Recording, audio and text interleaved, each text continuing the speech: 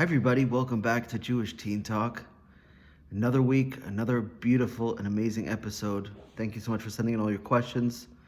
Just wanted to start off with some feedback because your feedback gives us the motivation to keep doing what we're doing. So maybe Bashie will read the first one. Sure. This one came in from Chava. This isn't a question. I just wanted to let you know that I asked the question about how to gain confidence and you answered it in such a practical and clear way. I never got an answer for that question, and now I got such a good answer. Thank you so much, and keep doing the amazing work you're doing. So Chava, you're welcome. Thank you for your feedback. Absolutely. And feedback, we put our hearts and our voices out into the world every week, and we're not sure if it is hitting anyone. So it's good to hear that your question was answered. That's the reason why we're doing this, not necessarily to answer the questions, but just to validate and let you know that your questions are heard. Yeah. Not all your questions will have answers that you will hit in such a practical way, but I'm very grateful, and we're very grateful that your question was answered. The second piece of feedback that we got was, thank you for making such an amazing podcast where us teens can send in anonymous questions and you validate every question no matter what level of Yiddishkeit they're at. And you're very non-judgmental. We need more people like you. So thank you for this feedback, because that's exactly what we intend, and that's our goal with this podcast, is to allow people the space, allow teens particularly the space to send in their questions, to get some clarity in confusing times. I talk with Bashie all the time that if someone paid me $1 million, I would never go back and be a teen again. It was really the hardest years of my life. And so I don't underestimate the difficulties and the struggles, and also the power and the strength that you have. So absolutely, you're very welcome.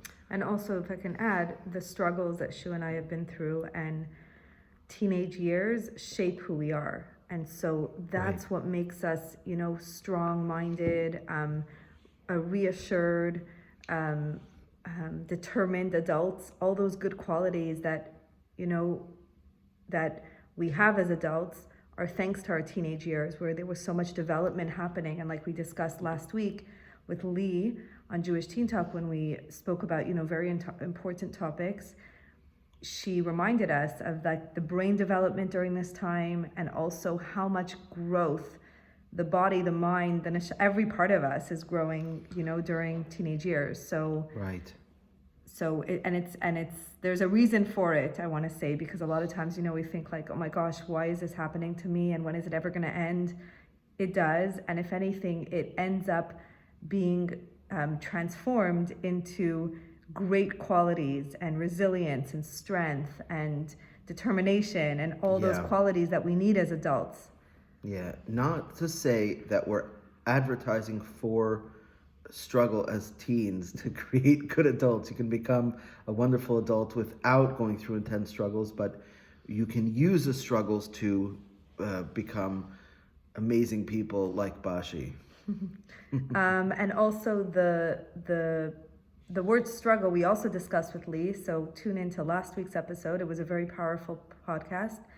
And when we spoke about the word struggle, pain is going to happen to everyone in this world, because that's the way that Hashem created the world, and Hashem has very good reasons for it, even though I don't really know why or understand it. But struggling and suffering happens when we feel very alone, and so that also, is very much the reason why we started Jewish Teen Talk. So, all the teens out there, you're not alone. And hopefully, you're hearing questions that are being addressed on this podcast, that are being sent in by real teenagers like you from all over the world. And it's, hopefully it can help, any teens out there that feel alone, and I'm the only one going through this, I'm the only one that has these questions, what's wrong with me? Right. But here on Jewish Teen Talk, you can hear your questions being addressed and realize you're not the only one going through it. Yeah. So let's get right into it. First question is, I struggle with intense anxiety. but I really dislike therapists and therapy. And as of now, it's out of the question for many reasons. I heard CBT is a good choice for anxiety, and I'm wondering if CBT can be done myself at home without a therapist. If yes, how can I go about it? Where can I get resources? Please answer this ASAP. I'm really struggling daily. Thank you so much. So, you must not really dislike therapists because I'm a therapist and you're listening to me. So, uh, I appreciate the question. I know that a lot of people, um, I think therapy has for some reason has a, what is it? What am I looking for? A negative connotation. Yeah, negative. Feeling or relationship. Yeah, people have a negative feeling about it, and therapy is also very expensive. So and there could be other reasons why therapy is not an option. With that being said, you are worth it, and if you're really struggling and it's affecting the quality of your life, there's no price and no reasons that are strong enough to to be more strong than you having a good quality of life. So with that being said, I will take as at face value the idea that you cannot go to therapy now for whatever reason, whether it's finances or community or whatever the reason is. But if I could just jump in for a second, there are... Yes, you can. If it's a financial reason, there are organizations that will help with the finances, that will help, maybe they won't cover the whole cost, but they can give half of it, they can cover that. So if that's the reason that you're not able to go to therapy, you can reach out to us on Jewish Teen Talk, even anonymously, and we can direct you to, depending on where you live, to those resources to help you. Yeah, so CBT is cognitive behavioral therapy, and that is one of the primary modalities of treatment, ways that we treat anxiety. Cognitive behavioral therapy believes that we remain unhappy because we don't behave. We get used to acting in ways that go against our best interest. And so cognitive behavioral therapy is a way of training yourself to act differently. I would highly recommend a book on ACT, which is Action and Commitment Therapy. The people who created ACT were people who were treating people with depression and anxiety with cognitive behavioral therapy, and were not seeing good results. The difficulty with cognitive behavioral therapy is that you can get into a trap where if you're not seeing results, then you start blaming yourself and you start getting into more of a downward spiral. Acceptance and commitment therapy is very different. You absolutely can do that by yourself. There's a book called The Happiness Trap, which I would recommend that you buy. It has very practical things that you can do, including mindfulness and ways of approaching your own thinking patterns, ways of understanding the ways that you're thinking. It will take commitment. So part of what helps with seeing a therapist is that you don't have to do it on your own. You have that someone who will check in with you and do the work with you, and then check on your progress and encourage you to continue. So if you're doing it on your own, those are things you'll have to do on your own, but you absolutely can go ahead and start, and it's never a bad time to start healing. Yeah, I definitely agree with everything she was saying. I myself have struggled for many, many years with anxiety, and the reason why I use the word struggle is because I felt very alone. As a teenager, it was like all what I was going through, nobody else understood, nobody else goes through this. I never heard the word anxiety being even spoken about. And I just want to, before, I share, what's helped me, Two things. First of all, I also had very negative experiences with therapists where it was like, based on the traumas and all negative and, it was like too intense. And then I totally was like, I don't want to go to therapy. I don't believe in it. It's just like, wrecking my life even more. Right. But I want to tell you, if that is another reason or the reason why, you're disliking therapy and therapists and it's out of the question, don't give up on one therapist that didn't work, because I really think of therapists and any helpers out there with any modalities as a shidduch. Right. And when you find the right one and they're using the right modalities means like the right ways of doing therapy with you, then you can get very lucky, and it can be life changing. And it can. And Shua and I, both are in therapy, and it is very healing, and we don't have to, like Shua describes, we don't have to walk around with these heavy, bags of rocks, or these heavy rocks that we walk around with in life that can hold us back from really being free and being ourselves and reaching our fullest potential. So I just wanted to say that on camera. But and the other thing I wanted to share was something that's actually in the Torah. It talks about that when someone is in prison, so they're on the other side of the door in a cell, they cannot open the door on their own. Ein kovish mater atzmai. There you go. Thank you. So they cannot free themselves. They need someone on the other side of the door, someone who's already free, or who's already experiencing freedom, to actually open that door for them. Right. And it's discussed also in Tanya and Chassidus a lot, the idea of talking. Talking is actually considered action.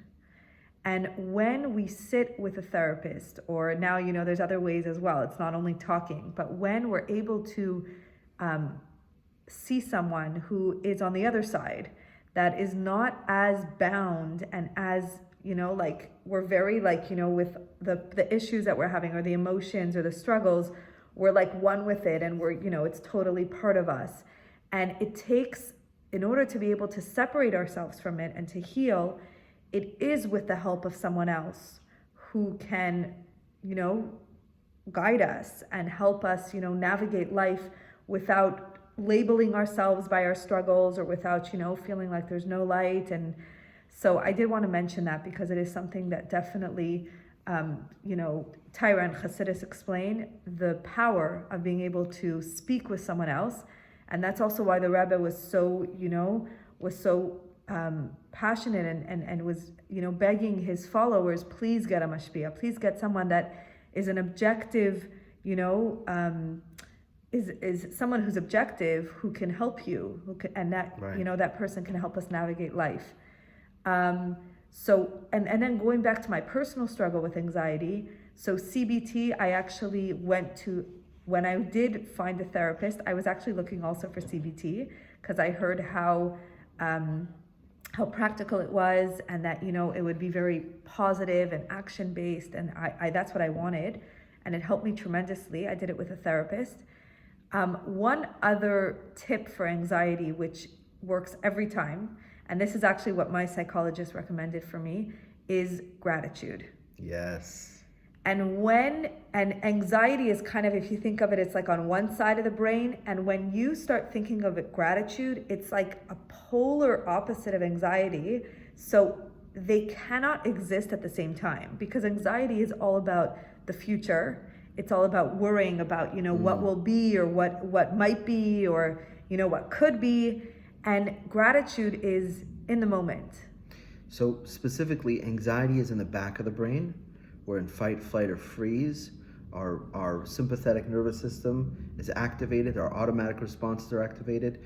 Gratitude is in the front of the brain. Our prefrontal cortex, our ability to think cognitively, our ability to be present, our ability to have sympathy and empathy.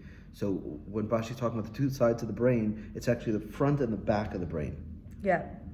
Yeah, I was doing this. I would do like that, thanks to Shua's explanation. But yeah, try it. I did not think it would work. I was having crazy anxiety when I woke up in the morning. And then she said, choose. You want gratitude or anxiety? And I'm like, I can't choose. The anxiety just takes me over. And it works. Yeah. My da'ani is the first word we say in the morning, which is gratitude. And at any point during the day, I do this myself. Like when I'm worrying about, something, or I go back to gratitude during the day. It could be in the middle of the day. It could be as I'm driving. It could be as I just go back to gratitude, even if it's one thing, two things, three things. Before you know it, that anxious feeling that's like, will dissipate, even if it's Yeah. just for a little bit. Yeah. The other thing to consider, and I think that might be an issue with why people don't like therapists, is that sometimes we get stuck in the problem. And I want you to consider, just for yourself, the fact that your anxiety is very intense. You describe it as intense anxiety. And I'd like you to consider your strengths that allowed you to accomplish and do whatever it is that you've done and you've accomplished in your life until now, despite your intense anxiety. Because I don't know if people who don't experience anxiety know what that's like, but it's crippling and it's handicapping. And the fact that people have that strength and the resilience means the ability to handle and continue despite intense stress and obstacles. The fact that you have that resilience shows on tremendous strength. So, that's another thing to focus on. Yeah. Okay, so our next question for this week. People say that we have been given free choice. Do we actually? Because Hashem has known what our every action is going to be since we were born. It's such a golden question. And it's not only teenagers that are asking this question. I've taught, students that are 10 years old, 9 years old that have the same question. And adults are going through life wondering the same thing. How do I have free choice, b'chira chafshis, if Hashem knows everything, if Hashem created everything? So I'm going to let Shua take it away to start answering. I just think that this question is so connected with the previous one. In other words, I think we're all struggling with the fact that, a zookeeper doesn't let the monkeys run the zoo, right? Like, look at the world around us. It's going so crazy. Is Hashem asleep on the job? How would Hashem allow these things to happen? And when we know ourselves that we're given a responsibility for our own lives, that's tremendously anxiety provoking. And it would be so much simpler if we weren't given that choice. We just didn't have to struggle, knew what the right thing to do was, and just did it. And I think that when we're struggling with anxiety, it's important to remember that, Chassidus teaches us that Hashem did not want angels to be the ones to do mitzvahs, because they don't have a choice. So Hashem kind of contracted himself, and then took the greatest part of that and contracted it again, and contracted it again, more than 10 times, to a point where our world was created where we have the ability to choose. And it's almost like Hashem, and we can't understand this point, but Hashem obviously has the ability to know what we're going to choose, but he wants us to make the choice. And the other piece of that is that Hashem is not just sitting back, twiddling his thumbs, putting his feet up, and watching us struggle. When we're struggling and when we're having a really hard time making those choices, Hashem is struggling with us. Hashem is in that pit with us, in the darkest places that we've been. Hashem is always there. Yeah.